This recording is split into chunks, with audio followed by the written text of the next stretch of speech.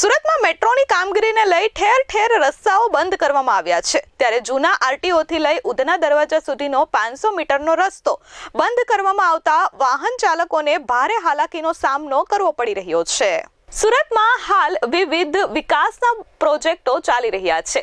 એક બાજુ મેટ્રોનું કામ ચાલી રહ્યું છે તો બીજી બાજુ સ્ટેશન વિસ્તારમાં સ્ટેશનને અત્યાધુનિક બનાવવા માટે સિટકોનું કામ ચાલી રહ્યું છે।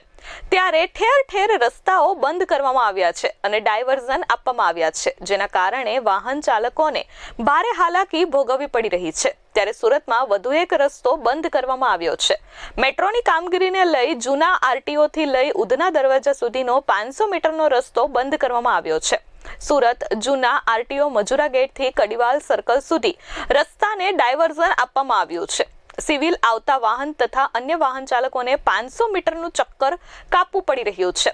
ડાયવર્ઝન કરતા જ બ્રિજ પર ભારે ટ્રાફિક જામની સમસ્યા સર્જાઈ હતી, જેને લઈ ટ્રાફિક પોલીસ દ્વારા ટ્રાફિક હળવો કરવાની કામગીરીઓ હાજર રહી હતી। આ સાથે ધ્વનિ પ્રદૂષણ ન થાય તે માટે બિનજરૂરી હોર્ન વગાડવા પર પણ વાહન ચાલકોને સમજૂતી આપવામાં આવી હતી।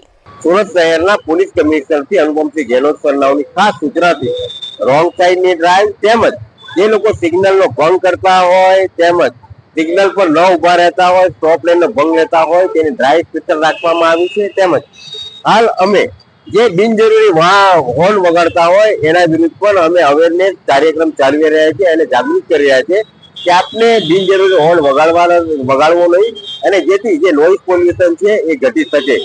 તેમજ આજ રોજ જે રિંગ રોડ ઉપર ટ્રાફિક છે એને ડાયવર્ઝન આપવામાં આવ્યું છે।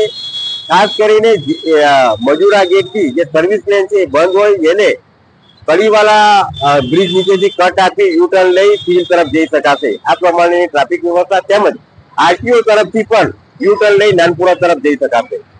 Bureau report S24 news Surat.